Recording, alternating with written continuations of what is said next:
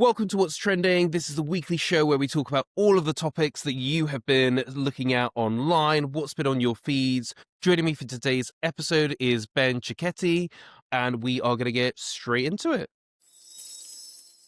Right, Ben, let's deal with the biggest thing that's happened this week. The Traitors, obviously. I mean, this show, it honestly constantly is on my feed and on different social media platforms too. It really does grip the nation. And this has been about this secret traitor. Who could it be? The audience didn't know. So it's the first time I think we've ever been watching this show where almost the audience is playing along and looking for weird things that people might have been doing, and she looked a bit weird, she said this, what does that mean? What did you think of the reveal? I was obsessed with the concept to start off with, because from the launch, I've watched the Traitors since it launched here in the UK. I kind of always had this theory that, it'd be quite cool if there was a version of the show you could watch on like iPlayer that you didn't know who the Traitors were, and that you could try and play along and see if you could guess it, because we all kind of sit there and critique the faithfuls because they can never guess the Traitors. So I thought this idea of the secret traitor was really, really clever. I thought it caused a little bit of contention between the Traitors and the secret traitor, which I think was a nice dynamic to add into it. I thought the reveal was fantastic. Me and my husband were watching it and we had bets on who we thought it was. He did think it was Fiona. Spoiler alert for anyone that hasn't seen it. He did think it was Fiona. I thought it was Amanda because she had this kind of detective vibe, and she had talked about the fact that when she found at the end of the round table where they revealed or where they chose the traitors, she felt relief. And because she had gone into a conversation with Claudia and said she wanted to be a traitor, I thought, oh, she's relieved because she's a traitor, and she got exactly what she wanted. So my husband was right, which is often the case in our household. But I thought it was a fantastic reveal. But if we're up to date on the current episodes that have dropped, it's obviously caused a lot of contention between Fiona and Rachel, which is an interesting dynamic to see play out. And I think it's going to be interesting to see now how those three traitors work together in the turret. Yeah, I mean, at the time of recording, there was an explosive episode last night where the two female traitors really turned on each other. I kind of have Fiona's back on that a little bit, even though she was wrong. But I was just like, but you know what? She's not been being a team player. And like, I feel like it's good that Fiona kind of like is calling out. Like, you can't just randomly go around and introduce new things going on, truth or not, because it affects everyone's game. So let's see what happens. Here's the thing. I think the concept of the Traitors is good, but from watching the Traitors in other countries, I'm like, it doesn't have the same feel to it. And when we started this season, I did think, I don't know, but you have to give it time to warm up. You have to get to know these people as the herd starts to be thin. That's when it really gets good. But I'd say it's only these last few episodes where I'm like, actually, like, I'm getting into this again now, because it does take a while to connect. And when you've had such strong seasons that have gripped the nation, I think it was always going to be a tricky one. And I've got to say, I was the opposite of you. For some reason, I didn't like the idea of not knowing which one was the traitor. Like, I just was like, no, I like knowing who everyone is and what they're all trying to do. And I'm trying to work it out myself. Like, well, it can't be that person because they were on the list. It can't be that person. I think you can see how if you're in that game, you could so easily go mad and just start suspecting anyone. Yes, and it was interesting that they paid it off quite quickly is what I thought. There was episode 3 maybe where they revealed 3 episodes, yeah. And I'm not sure if that was always the plan to do it that quickly, or because a traitor got banished, they decided it was the right time to quickly kind of pivot and reveal. I would have played it out for longer. I thought it added a social media dynamic to it that wasn't there before, because obviously you can't have conspiracy theories around the traitors, because you as the viewer know everyone, you know who the traitors are and you know who the faithful are. It added a social dynamic that actually the traitors' Instagram jumped on very nicely, where they had kind of these scoreboards where they were crossing off the people it wouldn't be because they were on lists, to your point. So I was surprised they revealed it so quickly, because I think it was an interesting way as a show is going through its multiple seasons. That first season was so huge on social media. Everyone was obsessed with it. The gays were obsessed with Aaron, which was very clear from the start. And so as the seasons have gone on, it was interesting to see how do you continue to reinvent a show that has a very clear dynamic to it. And so from a social media perspective, I was surprised they ended the secret traitor quite when they did. But I thought it paid off well. And clearly, to your point, as we record this last night's episode, Rachel and Fiona is going to be an interesting dynamic. It might be one of the best ends to the Traitors ever, with them just kind of stood in the turret and Rachel giving Fiona a look like, what did you just do? Do you know what's really interesting about the Traitors that I don't really get with any other show? It's like, I'm almost watching the time thinking, oh my God, it's going to be going off soon. Yeah. And you're kind of like hoping it's the extended episodes and just like, Yeah. just keep going. Like, it's so engrossing. You're Whereas waiting a for lot the of other cliffhanger. shows, I'm like, I don't really care, but it's the cliffhangers. They do really Yes. work. You're like, no, just show me the next 10 minutes, please. And you can feel it coming to it, and you're like, they're going to cliffhanger this. They're going to cliffhanger this. They're not going to tell us who it is. And then they cliffhanger. You're like, son of a gun. Yeah. So, look, it's a great show. But not without some controversy. So let's move on to the next story here. So the story about the Traitors is basically that there is racial bias in it. There is a social video doing the rounds at the moment, which will kind of pop on the screen, just a few screenshots from it. But it was liked by people like Alison Hammond, who was like spot on. And the guy in the video kind of goes through the theory of the people of color are sort of always round tabled out first. And I would say Traitors, I think, is an incredibly diverse show, not just racially, but also a lot of people with visible disabilities in there, a lot of gays, a lot of LGBT people. So it's certainly not something that's ever set up to in any way have any pieces of prejudice. It's a very diverse show. But I mean, I've got people close to me that are like, did the black person go first? And I'm like, yes. But, you know, and it's like, oh, is this, you know, it's a very interesting concept. As someone that's mixed race, I am very cautious about overusing the word racism and always jumping on that because I have a lot of respect for, well, not respect, but that word holds a lot of power. And I don't want to misuse it. And I certainly don't want to be one of those people that runs around saying everything they don't like is racist. But at the same time, there clearly is a trend here. What do you think? Yeah, I mean, there's definitely, I think it would probably be called like an unconscious bias that's coming through because you can't really ignore it, right? If it happened once in one season, you could kind of argue it was just that player did something that made people distrust them. But when it happens so quickly and seemingly with very little reasoning behind it, right? We saw it in the celebrity Traitors even with 2 people of color were the first people eliminated. I think it was Nico and Tamika. We've seen it with this season, Judy being the first person banished. We saw it in previous seasons. I can't remember which season it was, but there was I believe a doctor called Kaz, and instantly people didn't trust him. And they couldn't really put their finger on why they didn't trust him. They just didn't trust him. It's actually a really uncomfortable first few episodes to watch because very quickly he became isolated from the rest of the group. Like you know how much of this is just editing versus reality, but there were shots of him walking around the castle looking for groups to be part of, and he couldn't find a group to be part of. And that was really kind of heartbreaking because he hadn't done anything realistic as a viewer anyway. And we don't know what goes on in that castle versus kind of what we see on TV. But to a viewer, they hadn't done anything that you would think would have caused that level of suspicion. But clearly they had, and they kind of seemingly had given up by the time they finally got banished. And of course, they were faithful. So I think it is a really clear trend that is happening. And it's happened in other versions. I think in the US version, I believe Peppermint in one of the seasons was the first person eliminated, and they've said that there could have been an unconscious bias at play there as well as a person of color and a trans individual. So I think it's definitely there. I don't know how you solve for it, right? Like, as you're the producers of the show, how do you solve it? Because you can't necessarily, and I'm not the best person to speak to this, but you can't necessarily bring everyone in and say, hey, be very conscious of your unconscious bias. We've seen this trend in previous seasons. We want to make sure it doesn't happen. Because then theoretically, they can't pick a person of color as a traitor because they've almost told everyone don't vote for that person. So they don't want to get involved, I guess.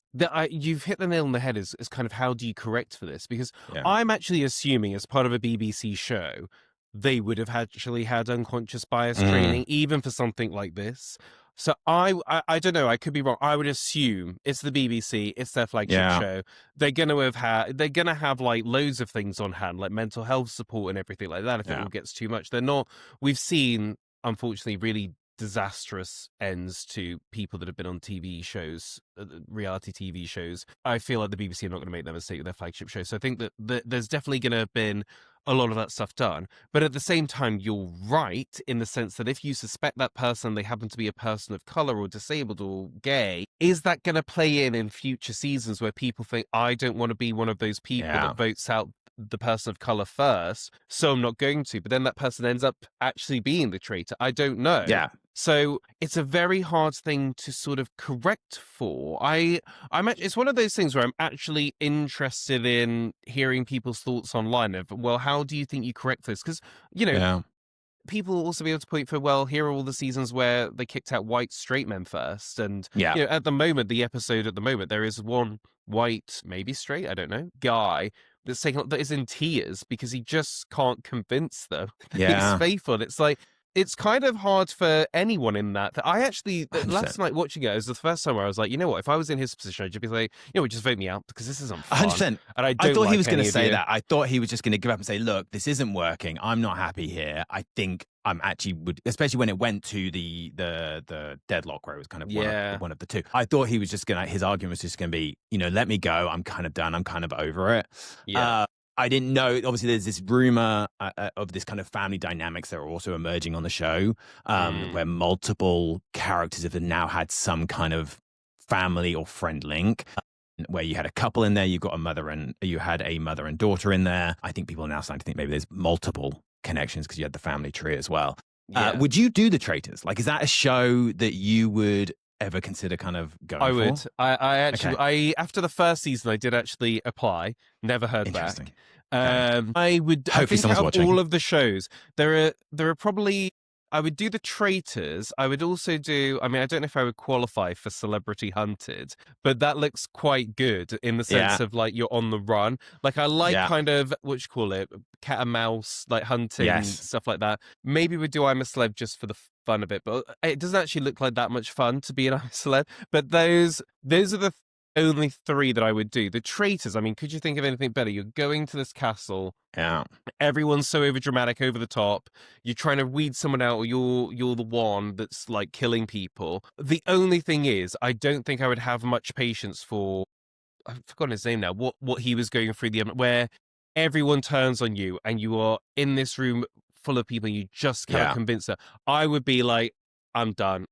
Yeah. Literally, this isn't fun anymore. You're all stupid. Like, let's just get this over with. And I probably would never speak to them again. Or like at least not speak to them for like 6 months. And be like, you know what? I don't like any of you. Like, that's it. Yeah.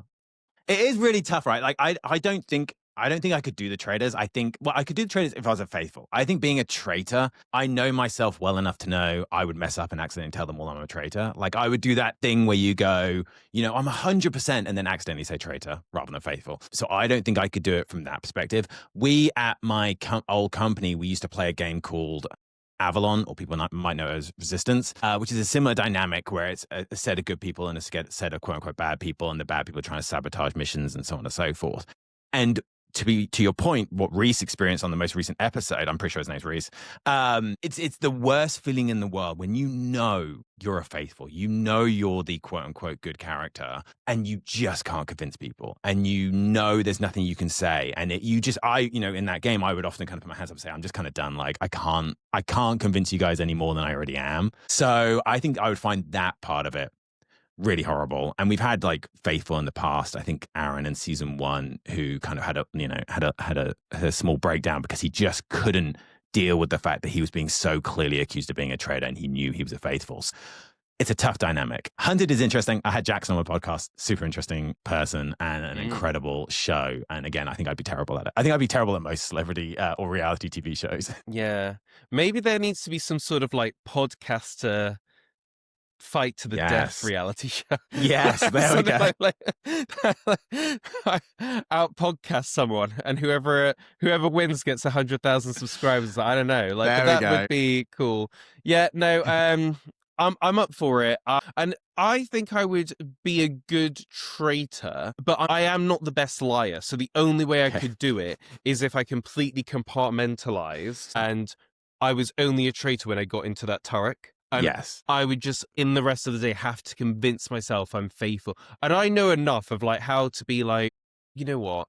If I do go tomorrow, like I just want you to know I genuinely have had fun with you. Like I really hope we'll be friends on the outside. Like stuff like things that only a faithful would say. Like I think I could pepper in enough of that kind of stuff. Yeah. Anyhow. And to your point about it being a BBC show, I'm assuming they get some level of producer help, especially the Traitors, to remind them, not to say certain things and, are constantly reminded this is how you should act in that situation. So I'm sure it's an there's interesting one. And then if you're on it, you can tell me about it. I've always wondered what would happen if, as they were voting out a traitor, like the person just went rogue and was like, they're a traitor and they're a traitor. Yeah.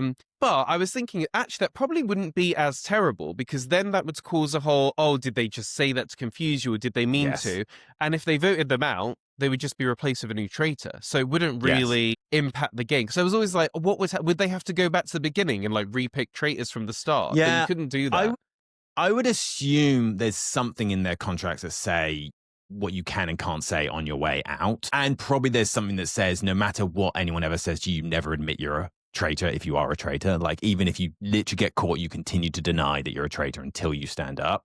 And I suspect there's something that says, you cannot stand up on that circle and reveal who the other traitors are as part of your speech. If you do, there's, these things will happen. You don't get paid. I assume they don't get paid that much for it, but they probably get some kind of compensation for their time. And I would assume that would get kind of cut if they break, quote unquote, the rules. Because they must have some rules. I think it was the US version. They talked about the fact that they're not allowed to say things like, I swear on my children, or tell people to swear on their children, because you put them in an incredibly difficult position. So there are some rules in place around that. That's true, because I guess people would say that, wouldn't they? Yes. Now they just go, I'm 100% a faithful.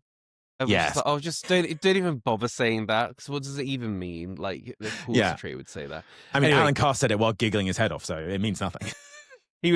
My one critique, I will say, is I think that they had the celebrity traitors too close to the civilian traitors. Celebrity traitors should have been in the summer, and then you've got a 6-month wait. And then I agree with civilian one starts New Year's Day, as it always has done. But maybe it's just, I think they filled them back to back. So they took over the castle, filmed the celebrity one, chucked them out, filmed the civilian one, chucked them out. So I think that when they do it this time, hopefully they'll stagger it a little bit.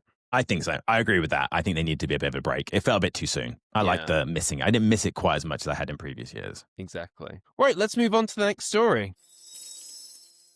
Right, this show is fastly becoming like an entertainment podcast, because we're talking about another TV show, but I can't help what trends. Still, people are talking about Stranger Things ending. We covered it a little bit on the show last week.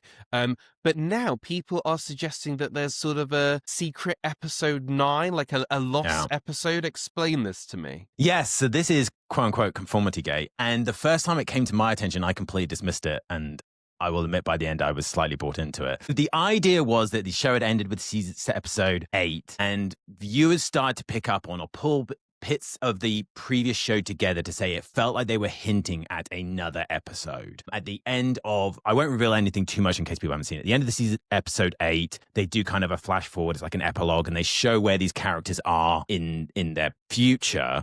And people were picking up on things like the way people were sitting was very much like Henry Creel, Vecna, which is the main villain.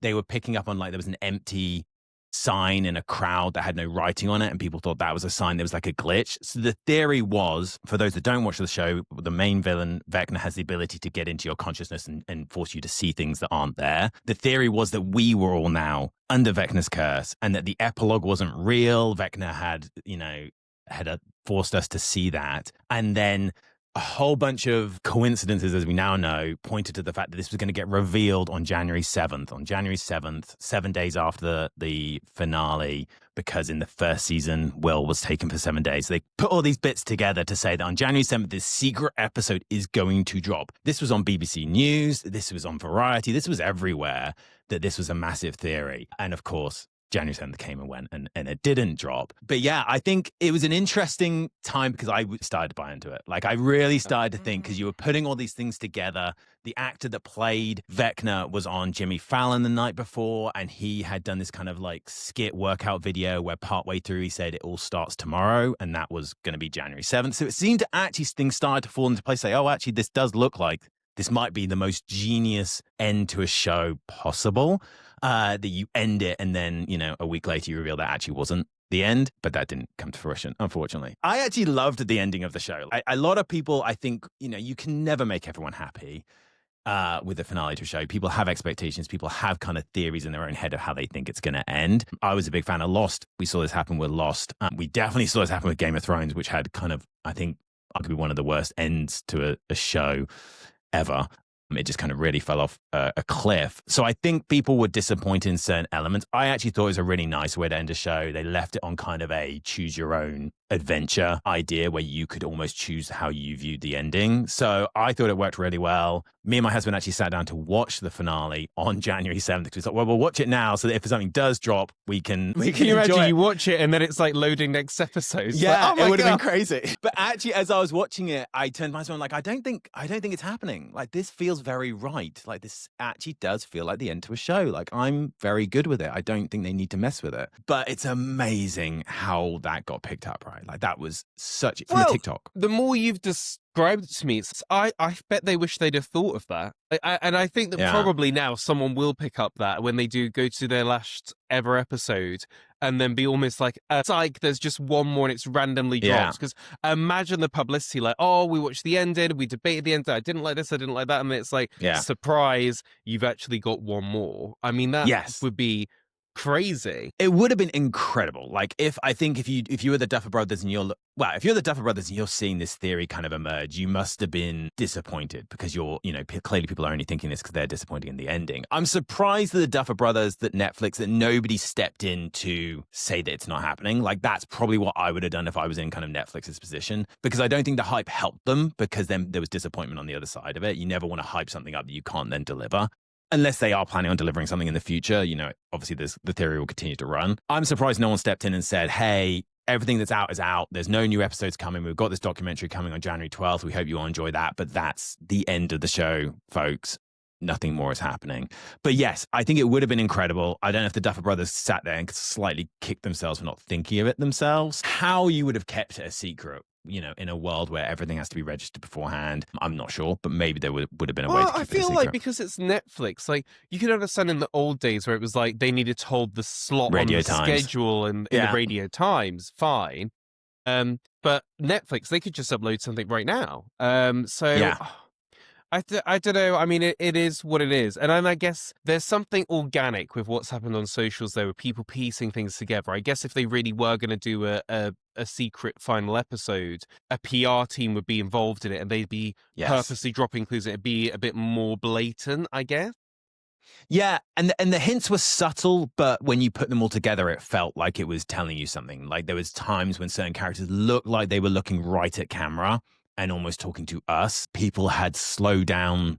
There's like a radio clip and they'd slowed that down. It sounded like they were saying, Mike, wake up, which was the character we believed that Vecna had kind of taken over. So there was enough things that people could put together. And it shows the power of kind of these social media fandoms, like the good and the bad of it, that they could literally sit there and people were spending hours, they must have been, going through this episode and finding the things that didn't quite make sense to them or didn't quite connect. I don't think there were certain things the Duffer Brothers and Netflix did, which, definitely seemed to allude to it. They used a song called Heroes by David Bowie, which had only been used twice before when things weren't as they seemed. So at one point you thought a character was dead and they found the body of that character. I don't know why I'm trying to hide spoilers from a show that's been out for like a decade, but they found a body and they thought it was a dead character and they played that song and then it turned out it was a fake body and that character wasn't actually dead. So because they had used that song again, people thought, well, what are they hinting at? And they'd only ever used it twice when there was something that wasn't true on screen. So it was an interesting dynamic. Where do you stand on the endings of shows like this? Because obviously people are never going to be completely happy with how shows end, but especially now, I think more people can show their outrage online of like, I can't believe this. It picks up scene. I would probably compare it to, I was a huge fan of Charmed when it was originally on, and they didn't know if they were coming back for season 8, so they did a season 7, or it was a season end. Had been a series end, right? And I hated it. I thought it betrayed everything. But luckily, they then did get renewed, and they did a series 8, and then that was the final, and that final was like perfect.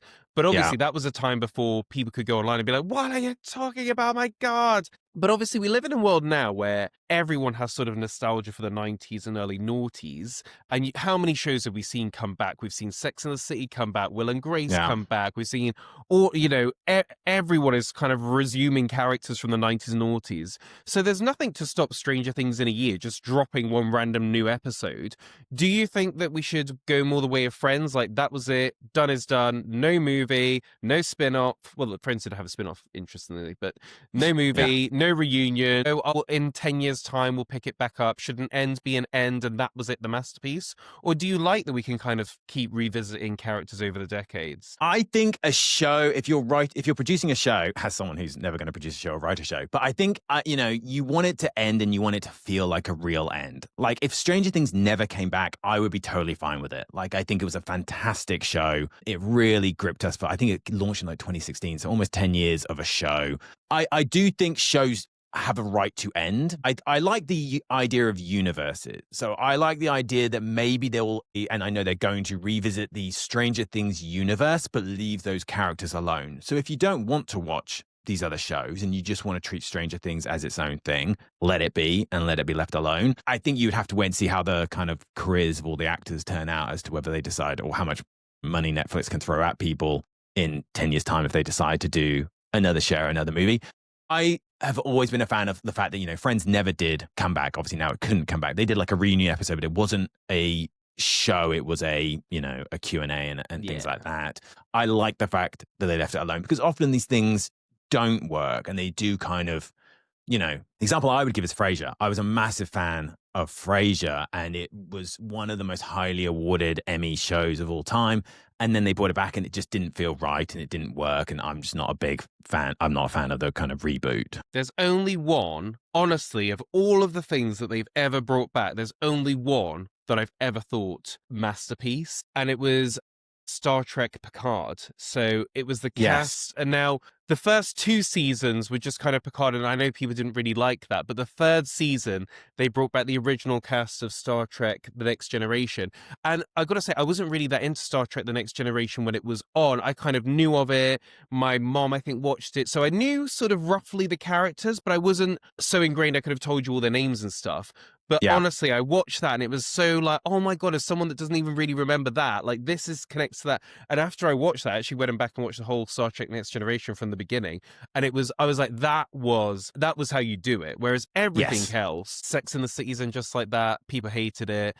Charmed reboot, people hated it. And I think it's because people cater more for the audience now and the things that are going on now, where it's like really what you want is the nostalgia. You want to basically, it's what you want, what you can't have. It's like, I just want to have those characters back again, maybe navigating the modern world, but they haven't changed. It's like, but it's 20 years later, they're going to have changed. Yes. It's a bit tricky, isn't it? Take Friends, right? Like, they're all going to be sat around that couch playing on their phones now, not sat around that couch talking to each other, right? So the dynamics of shows don't really work. And I think the problem is what you just said, which is they try and recapture the magic of the original show by almost trying to replicate the original show.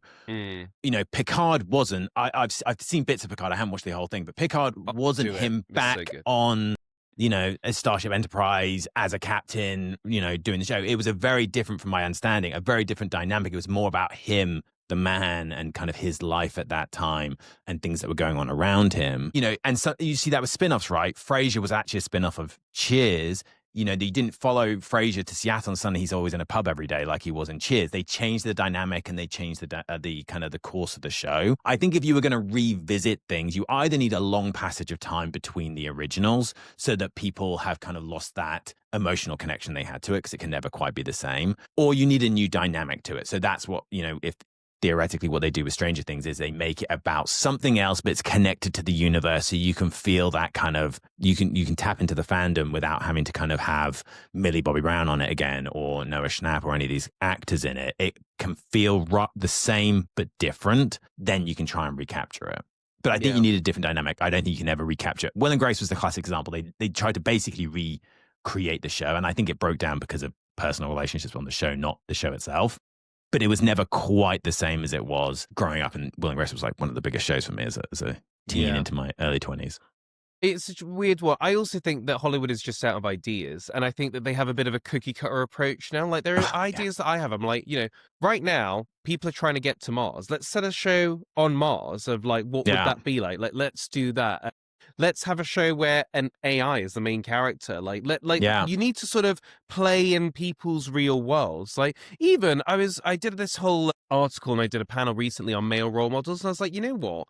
There aren't that many male role models on TV. Actually, it'd be really interesting from my point of view to have a show where you've got like 4 or 5 main male role models, but they're all a different version of man. Like you've got one that's a gay guy, you've got one that's like a crypto bro, you've got one that just loves sleeping with women, you've got one that's like the sensible one and a dad, and like actually seeing all how all of their different lives interact. I'm like, there's so many things that probably haven't been done. Why have you got to keep resurrecting things? Just to end this off, let me know what you think. Someone said this and I was like, I totally agree. It's like the rule should be you can only remake or bring back movies and TV shows that were flops. That's because a if great you way to look at it. already had something that was successful, the only way to go is down. Bring back shows that just the world wasn't ready for and see if they work now. Or shows, films where, technology has moved on to such a degree that you could do it so much better than the original, right? Like the classic example, to name something which, controversial, is Harry Potter, right? Where, less than 10 years maybe, they're bringing it back as a TV series. I personally won't be watching it because of J.K. Rowling and what she's become, but that's such a quick turnaround to bring something back. It's not like technology's moved on to such a degree that they can film it in such a better way that it will give you a better experience of that kind of magical universe. It's just coming back for the sake of bringing it back. So I agree with you. Either a massive flop and then you bring it back, or, technology has moved on to such a degree that you can bring it back, or take Star Wars. Like that was, another good example where they brought it back because they could do so much more. The lightsaber battles could be so much more than they were in the originals. So there was kind of a logic to bringing it back. Right. Let's move on to the next story. Right, the next story, we're going to do something serious, right? That's enough TV and entertainment for today. I want to jump into house prices because the podcast Generation Uncharted, and it's a show within that podcast, house price has been a really big topic. And experts are basically saying that the house prices are continuing to fall. They're blaming a lot of it on Rachel Reeves and all of the kind of speculation around the budget. But the budget's happened now, but the house prices still continue to go down, especially in London. And I gotta be honest, I'm seeing this in my own life now. Of a few people I know that are trying to sell properties, basically saying it's a disaster. Yeah. What is your take on how? Because here's my thing. I'm like, well, is this a reckoning in the sense of? And I was talking about this with someone else the other day. Like, a house around the area where I live is about £800,000 for like a standard house. And I was like, to be honest, if I'm going to spend almost £1 million, I want a jacuzzi. I need a walk-in wardrobe. Where's the swimming pool? Like, and maybe my growing up in the 90s where houses were like 40, 60K for what is now effectively £800,000. But that concept hasn't gone away. If I'm going to spend £1 million on the house, it's going to have to be spectacular. And so I don't think these houses are worth this amount of money anyway. Obviously, it's harsh for people that have bought houses that like, but hold on, I bought this and now it's getting less valuable. You just bought a house. Where do you stand on all this? I did literally just buy a house in November. Luckily, we sold our house in kind of June, July before this all started to happen. So it didn't impact us, I should say. I think it's super interesting to see how this plays out. Obviously, it can just be a blip, right? Like I think from a financial forecasting perspective, which I am not one, you would need to see this kind of decline play out over multiple quarters before you could argue that house prices are kind of going to continue to fall. But to your point, we as a generation, it's going to be, we're the hardest generation, and maybe the generation below us will be the same, to try and get onto that property ladder. As the increase in the value of properties and how much it costs to buy a property in 2025 now into 2026 has far outstripped that of the salaries that people are getting paid. I think there are charts out there, which I'm sure you could find, where they show the median salary versus the median value of a house over the years, and the difference between them now is, or the multiplier between them now is greater than it's ever been. Fact check me on that because I may be incorrect. No, I think it's like in the 90s, the average house was 3 times the average salary, and nowadays, fact check me, but I think it's either 12 or 13 times the average salary now. which is ridiculous.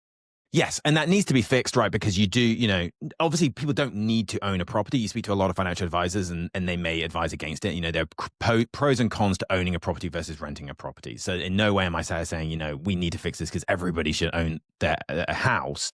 But people should have the opportunity to own a property if that's what they want to do. And a lot of people now, they're relying on either, some kind of level of inheritance to get onto that property ladder, or they have to take out a mortgage that's on incredibly unfavorable terms for them that they're then, tied to. There's higher risk with it because it, as it compares to their salary.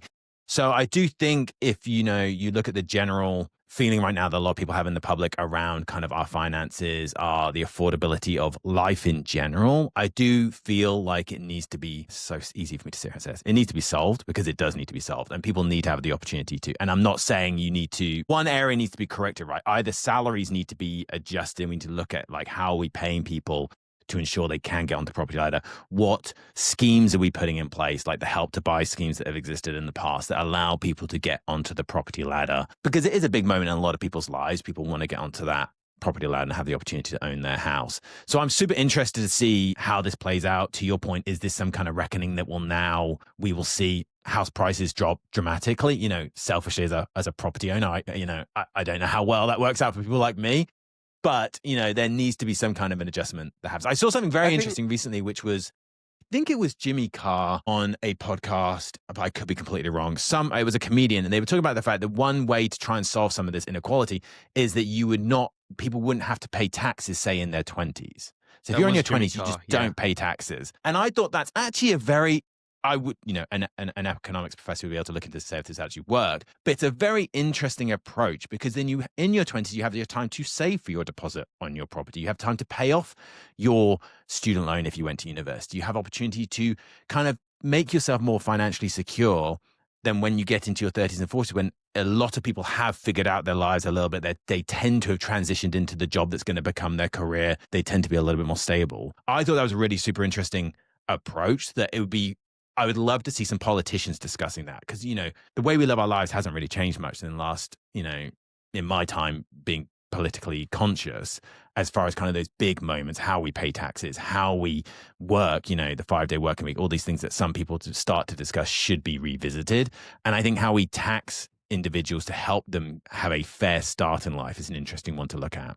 But then an economics professor will tell me I'm talking garbage. No, something needs to change, right? Yeah. My theory on all of this is I think that technology will change it. Much like technology has changed all of our lives, the only two areas technology has not really touched at the moment is politics. They have a theory on that too, and housing. Yeah. If you look at some of the Nordic countries now, they're looking at sort of prefab houses, like basically almost you print the houses off and pop them together almost like IKEA furniture, which makes them movable, but you can make them out of material that's more insulated. Obviously, you've got a machine that's printing these off, so that will never tire. This idea of how we build houses with bricks and mortar, it's a concept, much like owning a home is a concept. You can't take it with you. So, effectively, it's never yours forever anyway. I think that we would need to get over some of those concepts, but actually I think that once a couple of influential people and I think it would tie in with how we've been raised, right?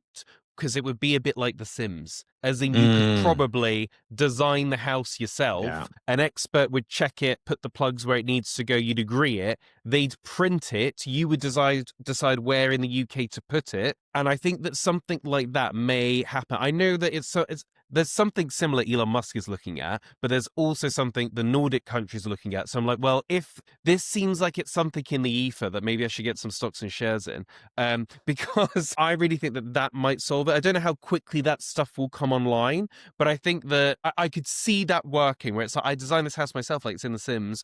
We've moved it here because actually a load of people are putting these kind of houses here and we got really good ground rates. And if they put the prices up, we just literally call them, they collapse the house, they move it somewhere else, and Bob's your uncle. I don't know. I think that there might be something in that. Yeah, I think it is trying to find quicker, more affordable ways to build houses. I think is probably where the kind of the real task lies. And to your point, that's going to lie in technology in some way, shape, or form. Technology continues to change the way we do everything. You mentioned Elon Musk, obviously for his incredible sins. What he did for the EV market and electric cars was incredible. And the fact that, you could argue a lot of the adoption we now see across all the kind of EV car manufacturers is because of how well Tesla did in those kind of early days. So you don't have to like him, but you can't deny his achievements. The man may just get us to Mars.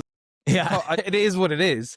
And just to say, by the way, those houses that I was talking about in like the Nordic countries, they look beautiful. They look like something out of Desperate Housewives. So it's, where it's like, oh, I'd love to live in like a beautiful house that's made out of a sustainable material that's more insulating, and I created the house myself and it was PK. Like, I think that if we could get to that, then that would be over. And I understand there are a lot of people that would be sad about the value of their house dropping, but I think it's always going to happen, because if we can't keep that, and also I do think, not you, but there is a special place in hell for people that brought their houses in like the 90s for a bag of jelly babies and like a sixpence, and now it's worth like £750,000, and each year they were there clapping, being like, yay, look at our investment. It's like, but if you could barely scrape together the bag of jelly beans, like, how did you think your kids were going to be able to do that? So where I'm like, I don't really have a lot, like, people that are buying their houses now, I understand how hard it is, but people that bought their houses then, I don't really have sympathy for it. Sorry. Yeah, no, I think it's incredibly, like we just touched on, it's so hard to get onto the property ladder now. And I do think, to your point, things need to change. I think there's a lot of things in our lives that now we are starting to get to this point where society is reflecting the fact that things haven't worked for certain generations, right? We're seeing this in politics, where we are seeing the emergence of certain political parties and political leaders because the traditional just hasn't worked, and people feel out of touch with it. People feel out of touch with the way that British politics works today in the Houses of Parliament, with this kind of yaying and naying at each other, and people just don't like it. It doesn't feel human to them. So we are seeing this, and we're the generation that has the opportunity to do that, to say, how could you improve politics? How could you improve housing to allow more people to engage with politics, which they should do, and more people to go onto the property ladder, which is incredibly important to a lot of people. Not everyone, but a lot of people. So I think we have that opportunity. Me too. I mean, I'm a big fan and keep talking about digital democracy. I really think that there's no reason now, with all the technology we have, that we couldn't all have a government app on our phones, and every quarter certain things are put to us and we vote. Yeah. I think that because Brexit was so divisive, like, people don't want to do voting anymore. But I'm like, no, but we went after something that was so ambitious and big and also involved other people. But domestic policy, like, if you were to say, do you support this energy policy? Would you like us to go, more in on nuclear, more in on renewable, whatever? And you just put it to the people. And it's like, okay, the people decided. Because I think the thing that gets me about politics now is people can come in, do untold damage. Like, look at Liz Truss, there for like 2 weeks, and we're still dealing with the trouble. But she's allowed to go off. It's not like we put them in prison if they get something wrong. So to me, it's like we either put them in prison if they get it wrong, or we put some of this stuff to the people. And then if it's wrong, it's like, well, fine, we all got it wrong. But I really hate politicians that come in now that say like, oh, well, we've got a mandate to do all of these things. I know you didn't. You were just the least worst option. Like, no one supports this policy that you've got. And we're seeing that with stuff like digital ID, where it's like we've got left and right coming together being like, no one wants this. It wasn't in your manifesto. What are you talking about? It doesn't work. So I do think, again, maybe technology is the key, where if we can all vote on not everything, but some of the bigger, and I think more local issues as well. If there's going to be a new park, maybe everyone should be able to go online and vote. Like, we want this swing set and we want that, and that's got the most votes, and so that's how the money's going to be used, or whatever. And obviously there'd be kinks that needs to be worked out, but I don't see, in an age where we can all go on X or Twitter and have our say, I don't see why we can't all go on a government app and have more of a say in the way that our lives are run. Yeah, I also think, for something like that to work, you would need to be a lot more transparent with the kind of the pros and cons of anything that we do, right? The world we live in right now is, Brexit is an example of this. That was such a complex issue that the vast majority of us could never have sat down and actually thought through every single aspect of the impact of it, the economics of it all. It was such an incredibly complex topic to ask, the entire population of one country to vote on. But had there been more neutral opinions and information on what Brexit would do, here's what the impact could be on XYZ, then I think you could trust the general population to make more of those decisions, or at least influence those decisions, right? You would maybe have a position where this is more about getting opinion than votes. So we want to get the opinion of the general public on this new park that we're planning on putting in your town. We want to get some opinions on it versus we want everyone to vote on whether that park should be there or not, because often there's so much dynamic to it that, I have time to sit there and spend 3 or 4 hours reading a white paper on the pros and cons of this park being put in? Probably not. Would I sit and listen to a half-hour podcast on why this park should be here? I definitely would. So I think you need to find ways to reach people. And that's why I talk about you need to help people engage with politics now. I think politics feels so out of touch to so many of us. Like, when I sit there and I watch kind of these debates happening in Parliament, and it's just the way they treat each other, this kind of like, old schoolboy kind of way of yaying and naying at each other, I find it kind of really cringe. Like, it just doesn't connect with me, and therefore I switch off from it. We need to look at how do you actually engage every generation in politics, because it is really important. To your point, it is what will shape our future. Brexit has shaped our future and will continue to shape our future. The decisions that politicians make, Liz Truss coming in and dropping a budget, the impact that's had for years to come. So there has to be some more engagement with it. People have to understand what they're voting for when they have the opportunities to vote. And I do agree with you, some level of polling, voting, where people had the opportunity to lend their voice to different options. There's a great podcast, The Rest is Politics, which they've talked about some of these different models that can exist where you bring groups together and they work on certain projects, certain initiatives, and then they give their opinion to the politicians that will ultimately make the decision. But you brought in the general public, a bit like jury duty, right? You bring people in for a 2-week stint where they are there to learn about a certain topic and then come to some sort of informed view on that topic. That then, because it's 12 people from all different backgrounds, all different parts of the country, the politicians can take that into account when they're then planning how do they move forward. Because otherwise, certain voices rise to the top. We see this with how, not to go on a soapbox on it, but you see this with how trans people are being treated right now. Certain voices are coming to the top on that conversation versus trans voices, which are often hidden from that conversation. So how do you actually get, and I've always been of the opinion, just to use that as an example, if you polled the vast majority of the UK, that not many people, definitely the vast majority in my opinion, have no problem with trans people using the bathroom that they feel most comfortable using, as an example. So if you could poll the public and actually see that is the general sentiment, then any kind of anti-trans legislation that might come in, it's clear that's going against the opinion of the British public. But right now, how do you actually engage at a political level the British public's opinion? Mm-hmm.